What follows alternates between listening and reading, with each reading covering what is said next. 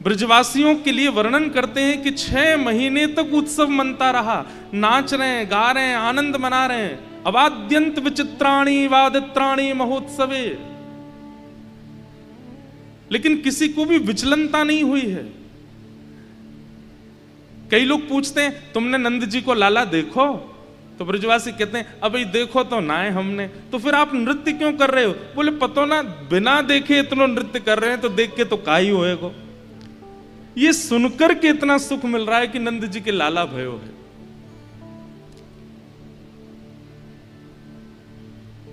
सब नाच रहे हैं, सब गा रहे हैं, 6 महीने तक उत्सव मनता रहा ब्रजमंडल में। नंद रानी यशोदा के पास जा जा करके सब ब्रजवासी निवेदन करते हैं, मैया ने एक लाला को मुखमंडल दिखाई दे। लेकिन मानवीय स्वभाव होता है कि अत्यंत प्रिय लगने वाली वस्तु को व्यक्ति छिपाता है, प्रस्तुत नहीं करता। ध्यान से सुनिएगा, अत्यंत प्रिय, अत्यंत मूल्यवान और अत्यंत गूढ़ वस्तु को प्रकाशित नहीं किया जाता, उसको छुपाया जाता है। इसीलिए कुछ संबंधों के लिए कहा गया कि उनको जितना गोपनीय रखो उतना अच्छा, जैसे प्रेम,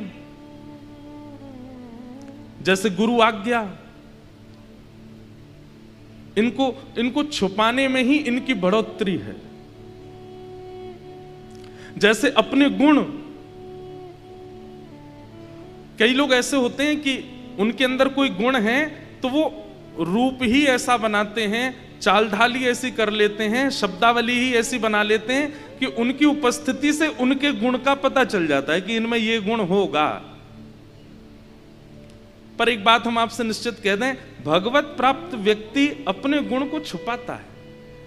वो ज्ञानी है फिर भी सभा में जाकर के प्रस्तुत ऐसे करेगा कि मैं इतना नहीं जानता, आप बताइए ना, आपसे सुनना चाहता हूं, आपसे समझना चाहता हूं। ये भगवत प्राप्त व्यक्ति का लक्षण हो जाता है। दीनता प्रधान होती है। वो गायक है, वो सुंदर है, वो ज्ञानी है, वो कर्मनिष्ठ है, वो धनवान है, ये जितने भी गुण हैं ये सब गौड़ हो जाते हैं। उसकी दीनता प्रधान रहती है, बस ये भगवत प्राप्त व्यक्ति का लक्षण है। उस सभा में आने के बाद भी हमारे श्रीनाथ जी के मंदिर में एक बार तानसेन गाने के लिए आए। तो तानसेन जब गाने के लिए आए तो तानसेन तो राजाओं की सभा में गाते थे। तो गोसाई श्री विठलनाथ जी ने कुंभनदास जी, भगवान के अष्ट सखाओं में एक सखा श्री कुंभनदास, जिनका स्वर सुन के परमात्मा झूम उठते थे वो कुंभनदास, और जिनका स्वर सुन के समाज झूमता था वो तानसेन। तो तानसेन जी जब गाने के लिए आए तो गोसाई श्री विठलनाथ जी ने कुंभनदास जी को उनकी सेवा में मतलब भाई बड़ा गायक है, आगरा से आ रहा है, उनका बैठने की प्रबंध, उनके जलपान की प्रबंध में कुंभनदास जी को लगाया। ध्यान से सुनिएगा, कुंभनदास जी ऐसे अद्भुत गायक हैं कि ठाकुर जी के नेत्र सजल हो जाते हैं कई बार उनका स्वर सुन के।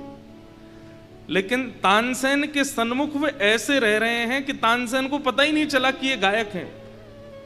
तानसेन उन्हीं को आज्ञा कर रहा है, मेरा तंबूरा उठा के इधर धर दो, अरे जल थोड़ा शीतल लेके आओ, घड़ा वाला लेके आओ। कुंभनदास जी दौड़ दौड़ के सेवा कर रहे हैं, तानसेन आया है। तानसेन ने जब गायन किया ठाकुर जी के सन्मुख तो वाह वाह हुई, खूब वाह वाह करने लगे सब लोग। और थोड़ी देर गाने के बाद तानसेन ने आज्ञा ली, गोसाई श्री विठलनाथ जी से कहा मेरी सेवा पूर्ण हुई। तो गोसाई जी ने कहा ठाकुर जी के राजभोग का समय है, आप थोड़ा विराजो, राजभोग में एक पद पारंपरिक गाया जाए, वो कुंभनदास जी गाएंगे। तो कुंभनदास जी पीछे बैठे थे। तो तानसेन बोला कौन कुंभनदास? तो जैसे ही वो उठे तो अरे ये तो वही है जो सुबह हमारा तंबूरा उठा के चल रहे थे, हमारे जलपान की व्यवस्था कर रहे थे, ये गाएंगे। तानसेन जी बोले आओ आओ बैठो, हमें नहीं पता था तुम गाना जानते हो। नहीं हम तो कुछ नहीं जानते। अच्छा गाओ। उन्होंने सोचा मंदिर में जो कीर्तन करते हैं वैसे ही होगा कोई। कुंभनदास जी ने जैसे ही गाना शुरू किया, प्रथम स्वर प्रस्तुत होते ही तानसेन के संपूर्ण अंग के मानो जैसे रोंगटे खड़े हो गए हों। इतना बड़ा गायक जिसने सदैव गा गा करके पूरे विश्व को रुझाया। अरे तानसेन सामान्य नहीं है, जिसके गायन से साक्षात मेघ बरस जाते हैं, जिसके गायन से साक्षात दीप प्रज्वलित हो जाता है। तानसेन के सन्मुख सारे राग रागनियां हाथ जोड़ के खड़े रहते हैं, हमको सेवा में लीजिए। लेकिन आज वो किसी का स्वर सुन के जब शून्य हो गए, वाणी नहीं है उनके पास बोलने के लिए, बस नेत्रों से अश्रु गिर रहे हैं और कुम्मन दास जी की ओर अपलक नेत्रों से देख रहे हैं। कुम्मन दास जी का जब गायन पूर्ण हुआ, तानसेन बोले, आप 2 मिनट मंदिर से बाहर आएंगे? बोले, क्यों? मुझे आपको प्रणाम करना है। मैंने जीवन में स्वामी श्री हरदास जी के अलावा किसी को प्रणाम नहीं किया, लेकिन आज आपको प्रणाम करना है। क्यों? बोले, प्रणाम का कारण ये नहीं कि आपका स्वर बहुत अच्छा था, कारण ये कि इतना सुंदर स्वर होने के बाद भी सुबह से आप मेरे साथ हो, आपके चाल ढाल बोली चाली उठने बैठने से एक बार भी आपने ये पता नहीं लगने दिया कि आप गायक हो। ये इस बात का प्रमाण है कि आपको ठाकुर जी प्राप्त हो गए, क्योंकि आप अपने गुण को छुपा रहे हो, गुण को गौड़ कर रहे हो। हम लोगों का स्वभाव हो जाता है, अंग्रेजी आती है तो सामान्य बात कर रहे हैं तो उसमें भी एक आध शब्द तो बोल ही देंगे कि सामने वालों को पता लगे अंग्रेजी आती है हमको। धनवान है तो वस्त्रों का पहनने का ढंग ही ऐसा होगा कि उससे पता लगे कि हम धनवान हैं। लेकिन भगवत प्राप्त व्यक्ति वो अंतर्मुखी रहता है, उसे ज्यादा इस बात की रुचि नहीं होती कि मेरे बारे में सबको पता लगे, मुझे सब जाने, मेरे गुण पर सब रीझ हैं। और सब ब्रजवासी ऐसे ही हैं, सब ब्रजवासी आनंदित हो रहे हैं, भाव विह्वल हो रहे हैं, सब नाच रहे हैं, गा रहे हैं, उत्सव मना रहे हैं। धन्य घड़ी जब होए यशोदा मैया कह के बोले, धन्य घड़ी जब होए यशोदा मैया कह के बोले। अरे मैया, हम तो अब वादना की प्रतीक्षा कर रहे हैं, तुम्हारो लाला मैया मैया करके बोले। और नूपुर बांध दो चरणन में, घुट मन डोले। नूपुर बांध दो चरणन में, घुट मन डोले। हाँ, नूपुर बांध दो चरणन में, घुट मन डोले। नूपुर बांध दो चरणन में, घुट मन डोले। ओ पकड़े बाबा की उंगरिया तेरा ललना, पकड़े बाबा की उंगरिया तेरा ललना। पकड़े बाबा की उंगरिया तेरो ललना। पकड़े बाबा की उंगरिया तेरा ललना। अरे जुग जुग जीवेरी नंदनानी मैया तेरो ललना। जुग जुग जीवेरी नंदरानी मैया तेरा ललना। हे नंद घरा नंद भयो, जय कन्हैया लाल की। यशोदा के लाला भयो। जय कन्हैया लाल की। हे जग प्रतिपाल भयो, जय कन्हैया लाल की। प्यारो राधा रमण लाल भयो। जय कन्हैया लाल की। हे नंद घरा नंद भयो। जय कन्हैया लाल की। हे नंद घरा नंद भयो। जय कन्हैया लाल की। आनंद घरा नंद भयो। जय कन्हैया लाल की। हे नंद घरा नंद भयो। जय कन्हैया लाल की। सब ब्रजवासी नाच रहे हैं, गा रहे हैं, उत्सव मना रहे हैं, आनंदित हो रहे हैं। उत्सव का मतलब ही होता है जहां देहाभिमान शून्य हो जाए, वह उत्सव है।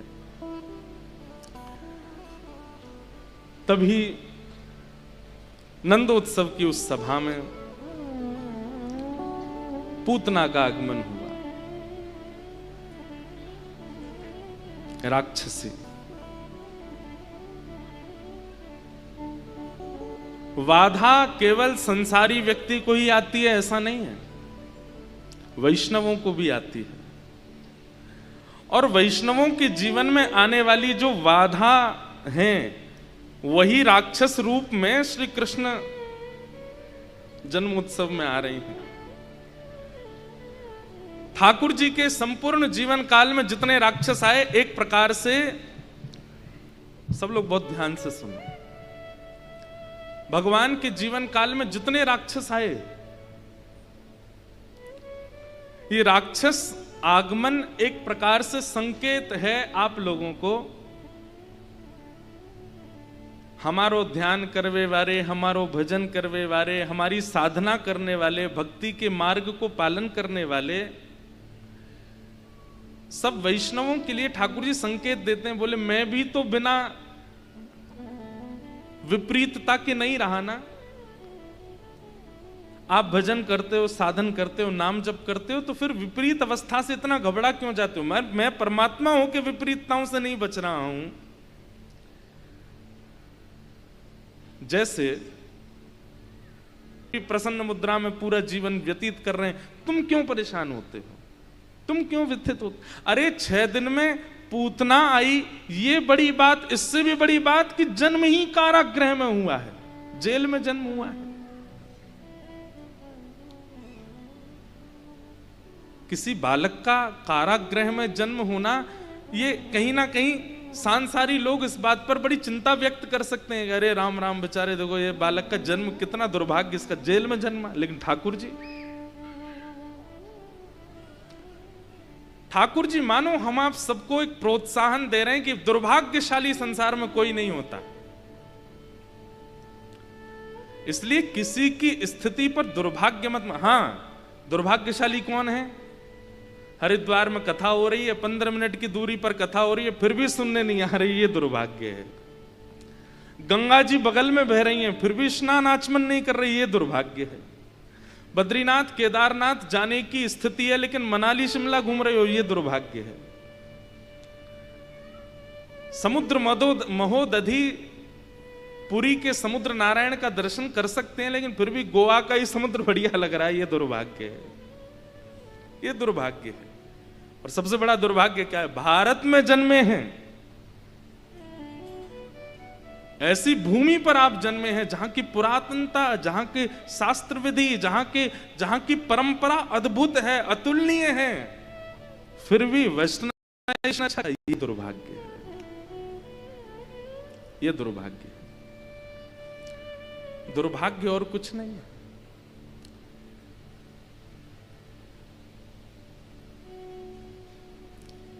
जन्म लिया, बालक ने, माता पिता चले गए, अरे दुर्भाग्यशाली। ठाकुर जी जन्म लेते ही माता पिता से दूर हो, अन्य माता पिता के पास रहे, इसको दुर्भाग्य कैसे कह सकते हैं? ठाकुर जी के संग भी तो हुआ। 6 दिन के ठाकुर जी 6 दिन के बालक को गोद में रखती है दुनिया, 6 दिन के बालक को पलना झुलाती है, पलकों पर रखते हैं, पर 6 दिन के बालक को पूतना लेके आकाश में चली गई, विष पिला दिया।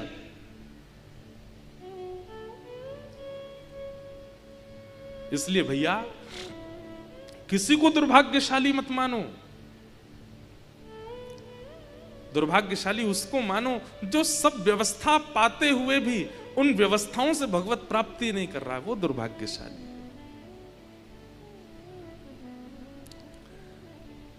पूतना राक्षसी है।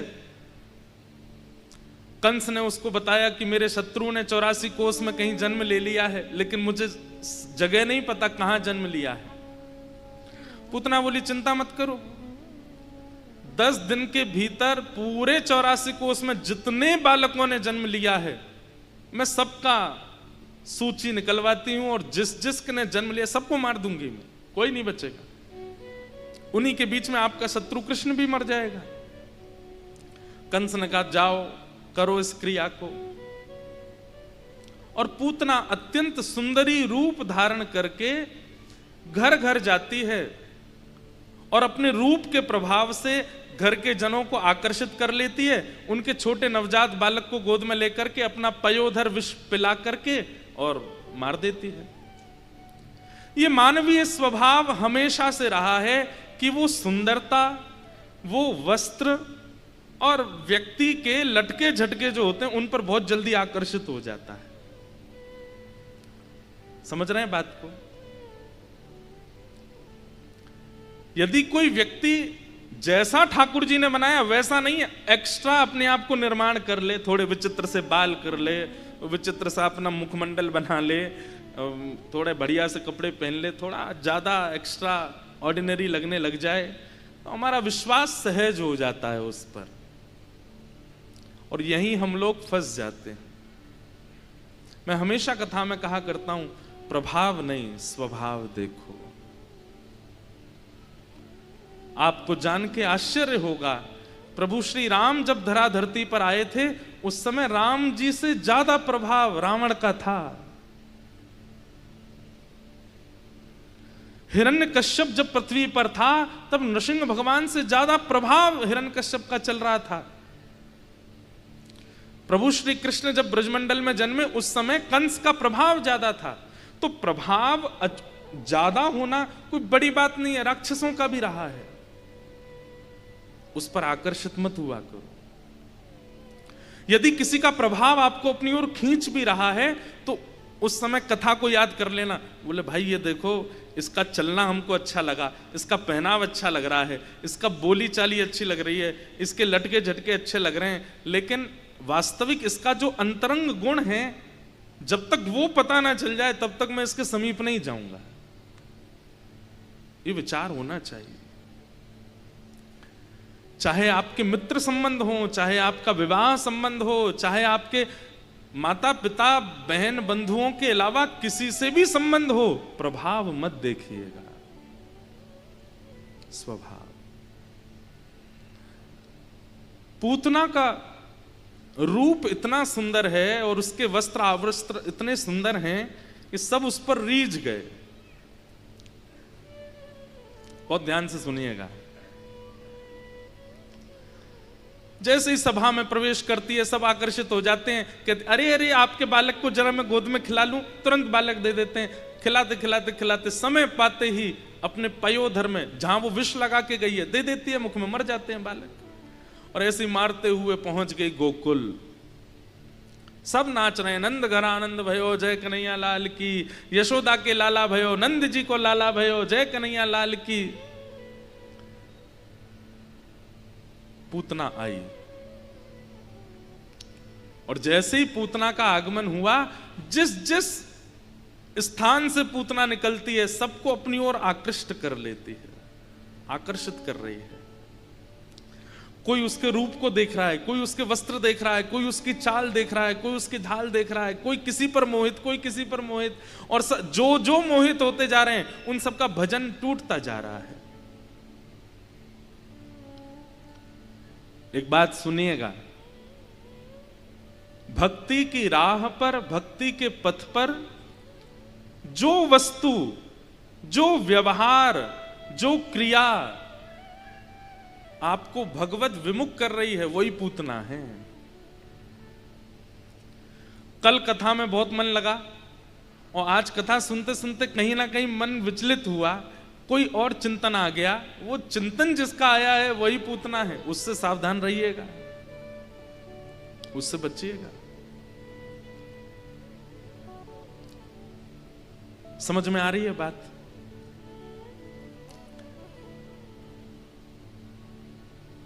पूतना पर सब मोहित हो गए। पूतना ने जैसे ही नंद भवन में प्रवेश किया तो यशोदा मैया ने जैसे ही पूतना को देखा, पूतना को देख करके मन में एक बार को एक किंचित भाव आया, अरे विधाता तैने बहुत बुरा कियो मेरे संग, मेरो लाला इतने विलंब ते भेजो, यदि पहले ही भेज दे तो यही तो ब्याह कराती अपने लाला को। देख कितनी सुंदर है, अरे या के वस्त्र कितने सुंदर, या के नेत्र कितने सुंदर, या के आभूषण कितने सुंदर।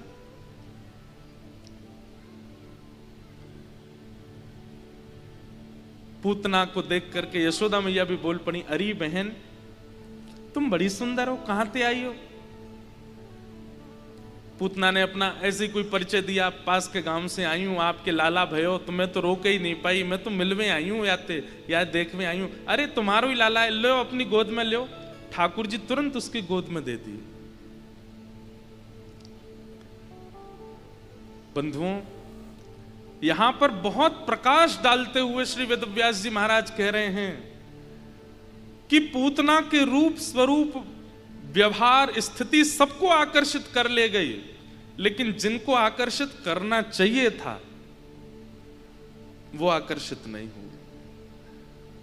साक्षात कितना बड़ा सौभाग्य है पूतना का कि उसकी गोद में परमात्मा है, लेकिन ठाकुर जी गोद में जाते ही नेत्र बंद कर लेते हैं और अपने छोटे छोटे भुजाएं ऐसे हाथ ऊपर और रख लेते हैं कि कहीं इसकी छाया भी नहीं आवे हमारी आंखन पे। आप अपने गुण व्यवहार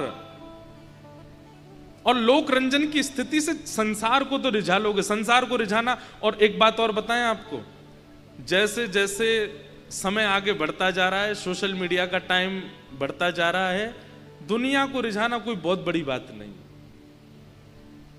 आज बेसुरा गाकर के भी रिझाया जा रहा है, उल्टा सीधा नाच के भी रिझाया जा रहा है, अस्त व्यस्त कपड़े पहन के भी रिझाया जा रहा है, लोगों के सामने उल्टे सीधे काम करके वीडियो बना करके भी रिझाया जा रहा है। अंगूठा छाप, बिना पढ़े लिखे फालतू के काम करने वाले लोगों के भी 1-1 करोड़ फॉलोअर हैं। कोई बड़ी बात नहीं है दुनिया को रिझाना। एक बात बोल दूं कान पकड़ के सॉरी बोलते हुए, ये सब पूतना है, इनसे सब रीझ रहे हैं, इनसे सब रीझ रहे हैं।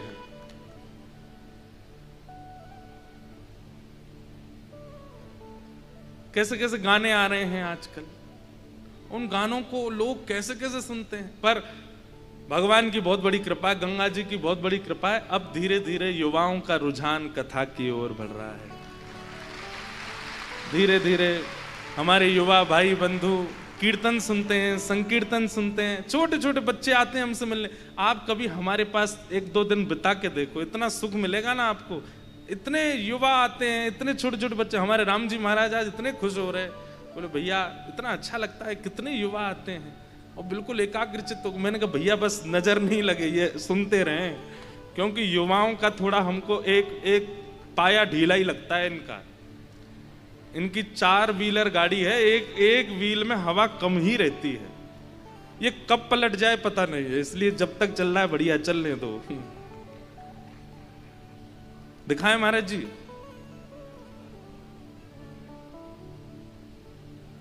हो बाला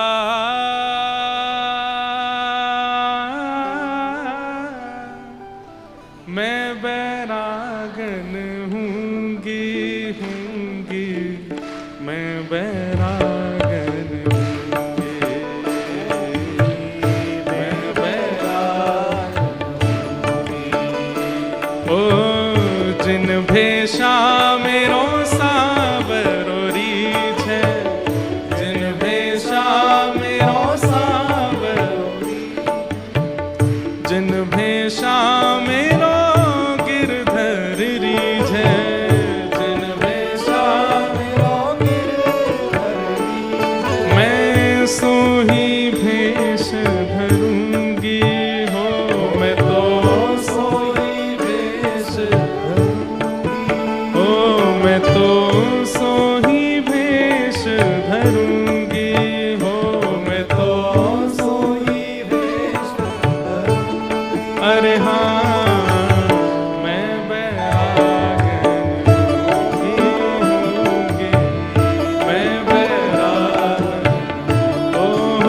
हूँगी, मैं बैरागन हूँगी, मैं बैरागन हूँगी। ओ प्राण हमारा वहाँ बसता है, प्राण हमारा वहाँ बसता है, यहाँ तो खाली हो, यहाँ तो खाली हो, मात पिता परिवार सोई है, मात पिता मात पिता परिवार सोई है, मात पिता परिवार सोई है। ओ कहिए तिनका तो भला, कहिए तिनका तो हाँ भला, कहिए तिनका तो भला, कहिए तिनका तो। अरे हाँ मैं बैरागन होंगे, मैं बैराग। मीराबाई की इस पद की सबसे अच्छी बात पता है क्या है? जिन भेषा मेरो गिरधर रीझ, जिन भेषा मेरो, जिन भेषा मेरो सांवरो रीझ,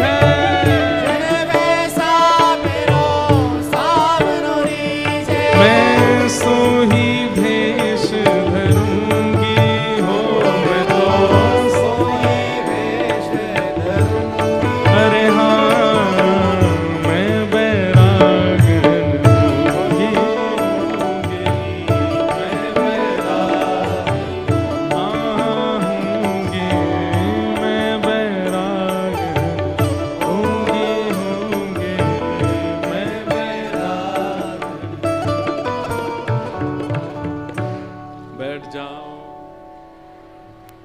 तो पूतना का स्वरूप क्या है? जिन भेषा, जिस भेष से संसार रीझे, जिस भेष से दुनिया रीझे, जिस क्रिया से, जिस कर्म से सब मेरे को देखें, ये पूतना का स्वरूप है, ये पूतना का स्वभाव है।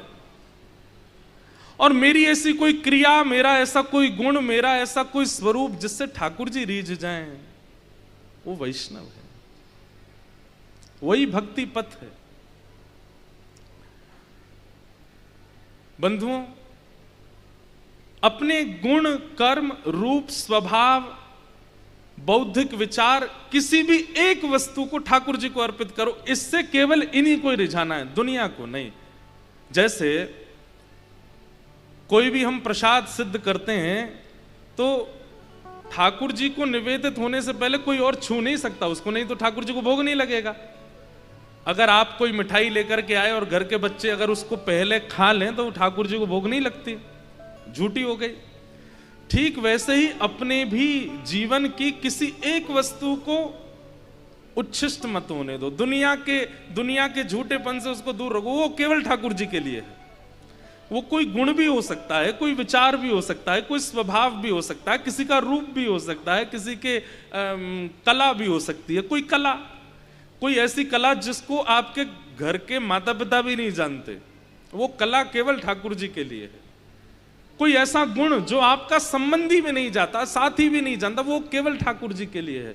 आपके उसी गुण, उसी कर्म, उसी कला से आपको भगवत प्राप्ति हो जाएगी, निश्चित है। उसको उच्छिष्ट मत करो।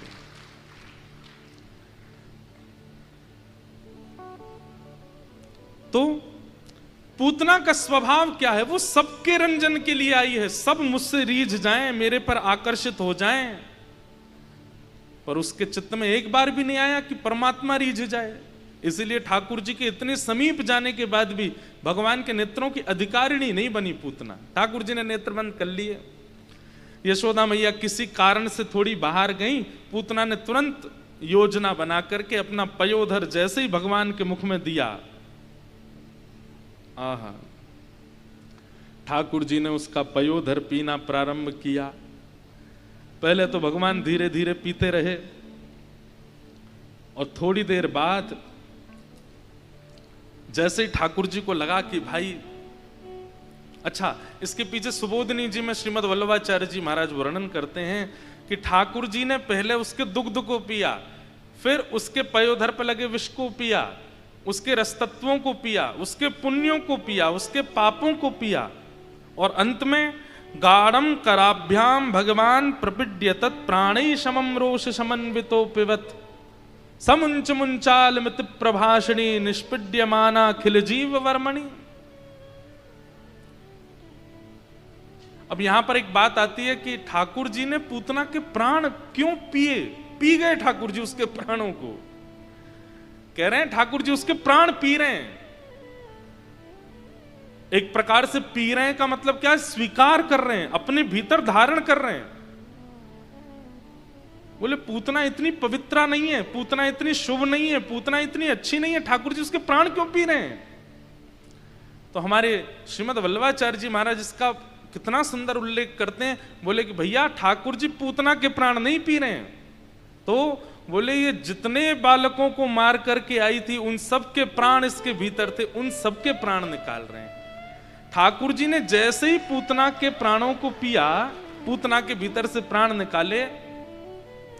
अब देखो एक बात सुनो, कहते हैं कि नंदोत्सव 6 महीने तक चलता रहा और पूतना कब आ गई?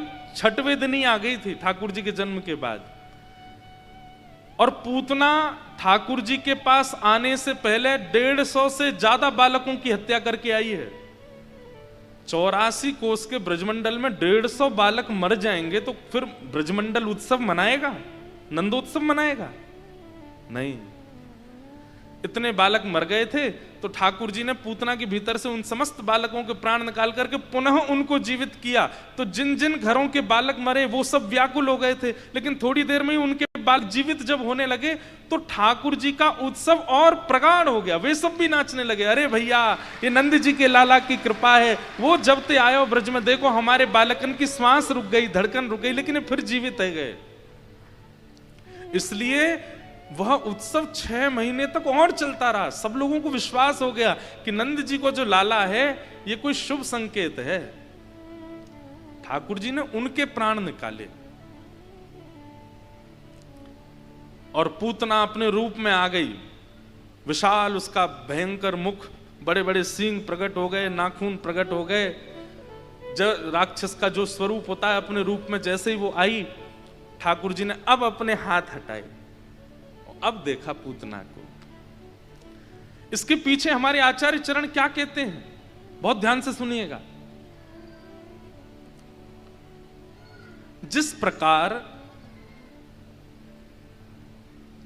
विदेश पढ़ने के लिए गया हुआ बालक 2 साल बाद लौट करके आता है, 3 साल बाद लौट के आता है या 5 साल बाद लौट के आता है, और मां को यदि अपने बालक के स्वभाव व्यवहार में परिवर्तन दिखता है, अब वो पहले जैसा सहज नहीं है, पहले जैसा सरल नहीं है, पहले जैसा उसका स्वभाव नहीं, मां को बड़ी पीड़ा होती है। इसको मैंने चलना सिखाया, इसको बोलना सिखाया, इसको पढ़ा करके मैं इसको पास कराती थी स्कूल में, इसको इंजीनियर बनाया, विदेश भेजा, और आज ये इतना विपरीत होकर के आया है। अब हमारे पास बैठता नहीं, हमसे बोलता नहीं, बात करता नहीं, अब इतना बदल गया। माँ कहेगी नहीं पर उसको बहुत पीड़ा होती है। अरे ये तो मैंने बहुत लंबी बात बोल दी। सुबह सुबह जब बालक जब 4 साल का हो जाता, उसको पहली बार स्कूल भेजती है ना माँ, उसके जूते बांधेगी, उसको बेल्ट लगाती है, टाई बांधती है, उसको पीछे बैग टांग देती है, गले में उसके एक बोतल लटका देती है, उसके बाल काट देती है, बढ़िया उसको सुंदर बनाती है। बालक रोता है, माँ मुझे नहीं जाना, तो उसको बहुत समझाती है, देख तू जाएगा पापा की तरह बन जाएगा। फिर वो उसको बड़ा समझाती है। बस में बैठाती है तो और रोता है। उस समय माँ नहीं रोती, माँ भी बहुत रोती है, उसको भी बड़ी, क्योंकि जब से जन्म लिया अब 4 साल बाद पहली बार दूर जा रहा है। कितनी देर के लिए जाते हैं छोटे बच्चे? 2 घंटे के लिए जाते हैं बस। 2 घंटे में माँ इतनी विचलित हो जाती है, 12 बज गए, कब आएगी बस, कब आएगी, अभी तक आया नहीं, फोन कर देगी, ड्राइवर भैया कहाँ हो, बोले बस आ गया गेट पे। तो पहले ही माँ आ जाती है, और जैसे बालक उतरता है ना बस से, एक दिन 2 घंटे के लिए दूर किया हुआ बालक भी माँ को पहले से दुबला दिखने लगा। एक दिन में ही दुबला हो गया, देखो कैसे इसके बिल्कुल गाल लाल पड़ गए हैं, कमजोर हो गया है। मतलब ये बात मैं क्यों बता रहा हूं, एक जन्मदात्री मां जिसने आपका निर्माण किया, वो आपके भीतर इतना सा भी परिवर्तन बर्दाश्त नहीं कर पाती। और हमको दुनिया में भेजने वाले ठाकुर जी जब हमको अत्यंत परिवर्तित देखते हैं तो उनको कितनी पीड़ा होती होगी। हम जैसे भी हैं, हमको ठाकुर जी ने बनाया, हमारा व्यवहार, स्वभाव, क्रिया, विचार सब ठाकुर जी ने बनाई है। दुनिया से सब छुपा के रखो, लेकिन ठाकुर जी से नहीं। मैं एक बात कहा करता हूं कि हमारे श्री कृष्ण वंशी ही क्यों बजाते हैं? इतने सारे वाद्य हैं हमारे हिंदू वैदिक परंपरा में, ठाकुर जी ने वंशी को ही क्यों चुना? क्योंकि वंशी में छिद्र है, वंशी पोली है, ये गुण नहीं है, ये अवगुण है। लेकिन उसने ठाकुर जी के आगे अपने अवगुणों को छुपाया नहीं, प्रकट कर दिया। इसलिए ठाकुर जी ने उसको, अब तबला रखा है वहां, भैया बजाते हैं तबला, ढोलक, ये सब पोले हैं भीतर से, लेकिन अपने पोलेपन को छुपाते हैं। वो भैया पीछे खींच रहे हैं वायलिन, वो भी पोली है भीतर से, लेकिन अपने पोलेपन को छुपाती है। सितार हो, वीणा हो, कोई भी साज हो, सब एक से एक साज हैं। मेरा प्रिय साज है सितार, लेकिन सब पोले होते हैं, लेकिन अपने पोलेपन को छुपाते हैं। बाह्य आवरण से ऐसे दिखाते हैं हम कितने सुंदर, भीतर से सब पोले हैं। लेकिन वंशी पोली है, लेकिन छुपाती नहीं। इसलिए ठाकुर जी अपने अधर पर धारण करते हैं कि तुम में दोष है, लेकिन फिर भी तुम मेरे सामने उसके सन्मुख प्रकट हो गए, तुमने उसमें ज्यादा विचार नहीं किया।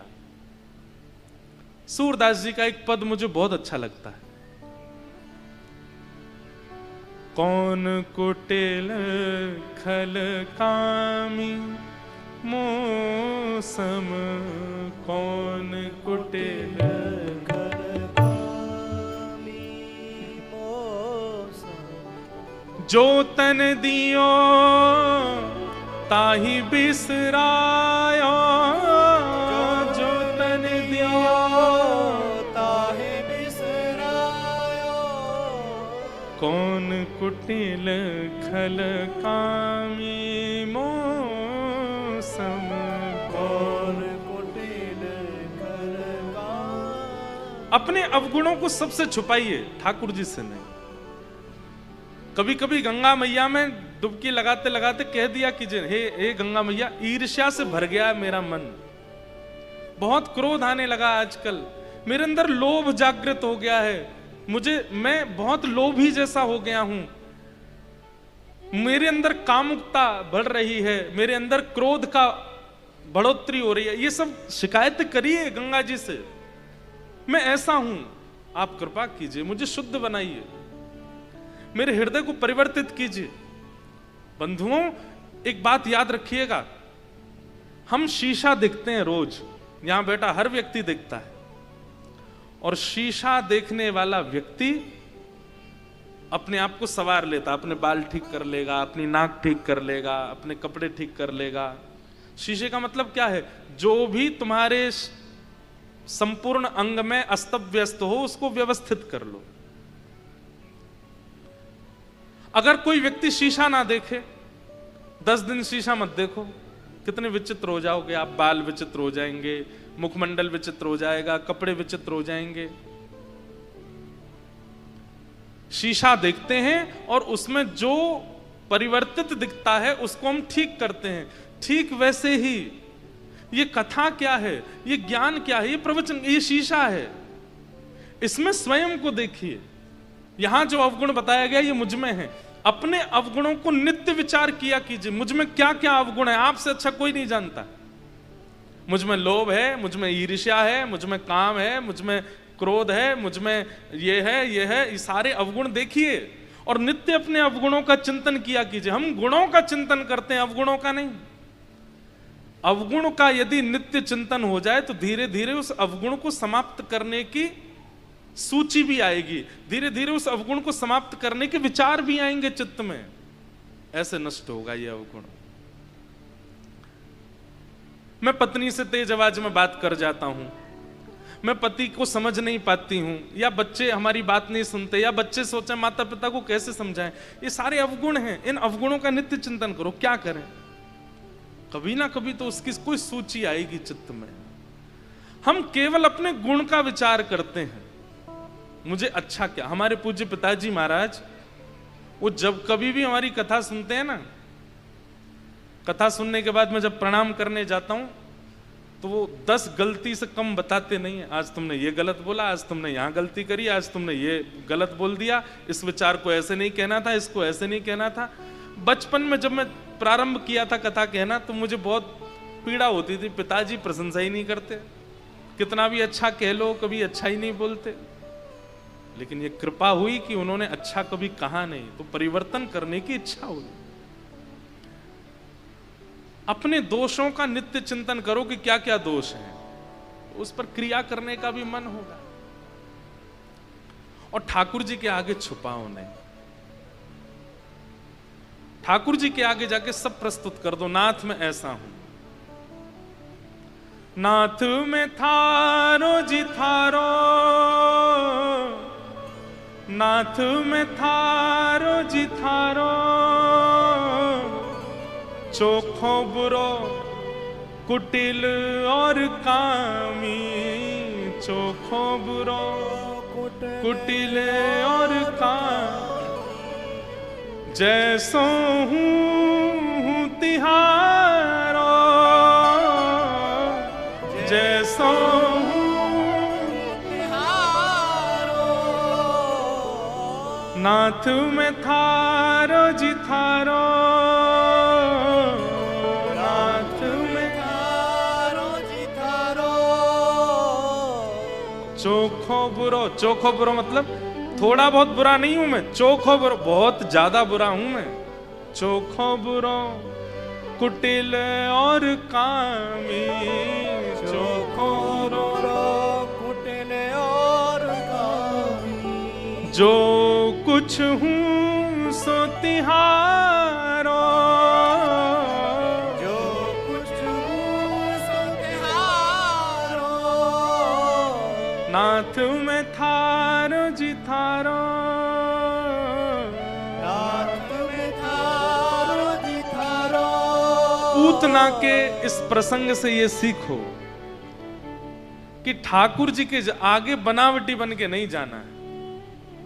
किसी सभा में जाना है, रिश्तेदार आ रहे हैं, शादी में जाना, सब जगह बनावटी रहो, पर ठाकुर जी के सन्मुख नहीं। ठाकुर जी के सन्मुख तो जैसे हो वैसे जाओ, नाथ में ऐसा हूं। और बनावटी मतलब मेरा कोई श्रृंगार या रूप से मतलब नहीं है, खूब बढ़िया बढ़िया पहन के जाओ, उसमें कोई दिक्कत नहीं है। अपने अंतरंग विचारों को परिवर्तित करके मत जाओ, उसमें छिपाओ करके मत जाओ, जैसे हो वैसे। भाई वैद्य के सामने रोग लेकर के जाओगे तभी तो चिकित्सा होगी। और वैद्य से अगर आपने छुपा लिया तो फिर चिकित्सा कैसे होगी? दवाई रिएक्शन और कर जाएगी। इसलिए डॉक्टर के सामने सब बता दो।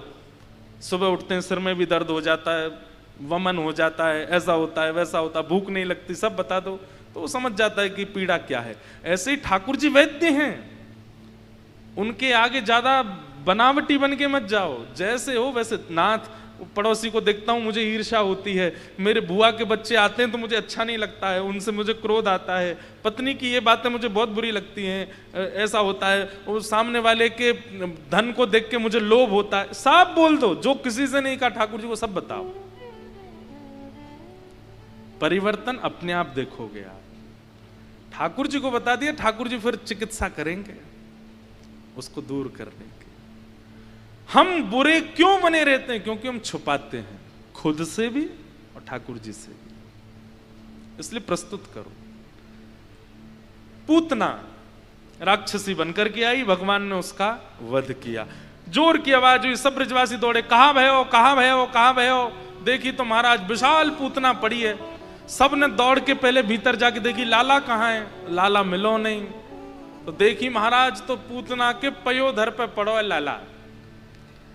सब ने जाकर के ठाकुर जी को वहां से उतारा, लेकर के गौशाला गए। गौमूत्रेण स्नापित्वा पुनर्गौरज सार्वकम।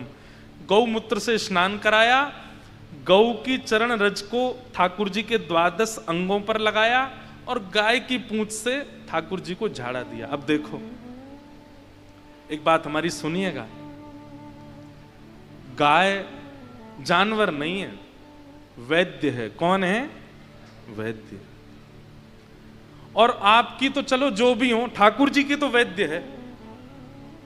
पूरे विश्व की पीड़ा परमात्मा दूर करता और परमात्मा की पीड़ा गैया दूर कर रही है। बताओ भागवत जी में स्पष्ट लिखा है, जब जब राक्षस आए तब तब यशोदा मैया तुरंत ठाकुर जी को लेके कहां जाती? गौशाला में।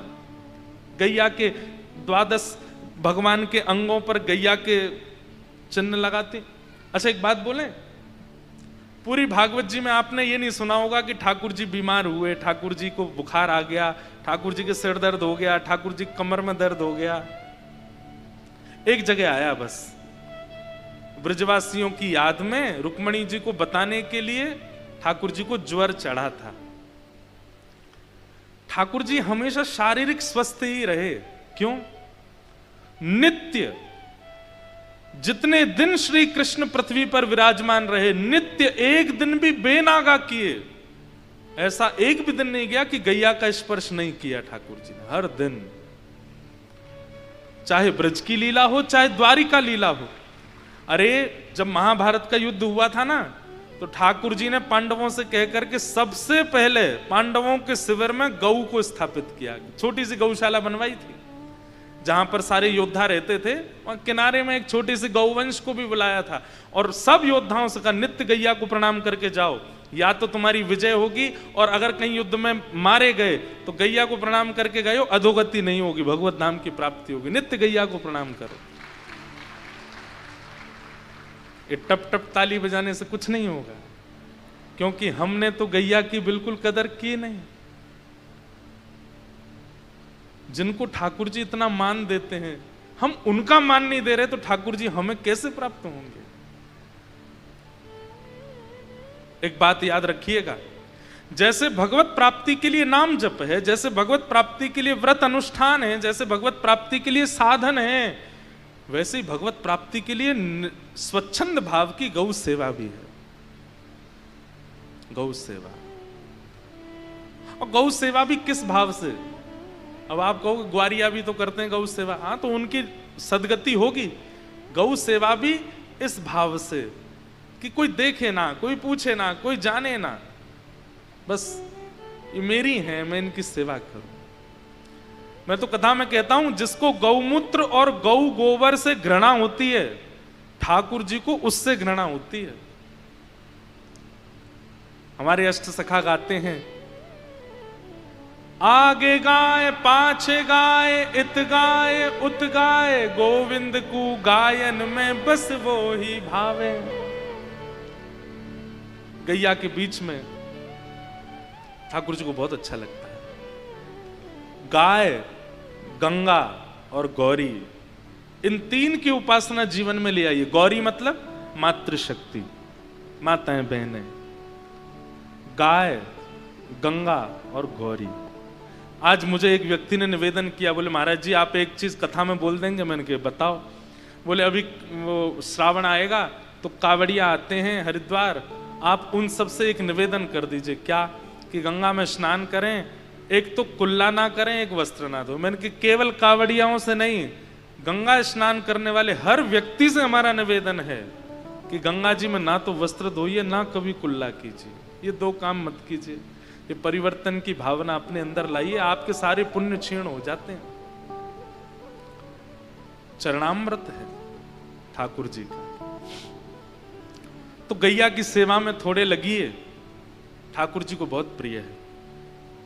ठाकुर जी धीरे धीरे अब 3 महीना के हो गए। 3 महीना के जैसे ही भये तो ठाकुर जी ने आज पहली बार करवट बदली, और जैसे ही ठाकुर जी ने करवट ली, यशोदा मैया ने नगाड़े बजवा दिए, पूरे ब्रजमंडल में आनंद है। कि बोले कहा भयो? बोले आज नंद के लाला ने करवट ली है। करवट जानते हैं? ठाकुर जी ऐसे है गए।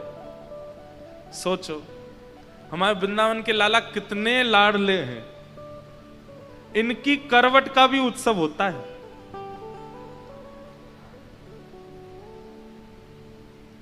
और करवट का उत्सव किस भाव से हो रहा है?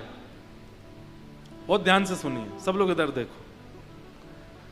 करवट का उत्सव इस भाव से कि ब्रजवासी इतने उत्सुक हैं कि लाला कब बोलेगो, कब चलेगो, कब हमारे पास आवेगो, कब कब कब या की गति आवेगी। तो करवट एक प्रकार से सबसे पहला मूवमेंट होता है बालक का। वो पहली बार करवट लिए तो इसलिए ब्रजवासी इतने खुश है कि बस अब करवट ले ली, कल को पाम भी चलावेगो, फिर घुटमुन भी चलेगो, फिर बैठना सीख जाएगो, और फिर एक दिन चल चल के हमारे घर आयो करेगो। तो ब्रजवासियों को इतनी उत्सुकता हुई कि करवट लेने पर ही उत्सव मना दिया। और छोटा मोटा उत्सव नहीं मना, खूब विशाल झड़ा भंडारा। झड़ा भंडारा मतलब 84 कोस के ब्रजमंडल में किसी के घर पर चूल्हा नहीं जला, सब नंद भवन आए रोटी खावे। क्यों? करवट लिया आज लाला ने। जिनके आप दर्शन करते हो, राधा रमन हो, राधा वल्लभ हो, बिहारी जी हो, बड़े लाडले लाला, बड़े लाडले।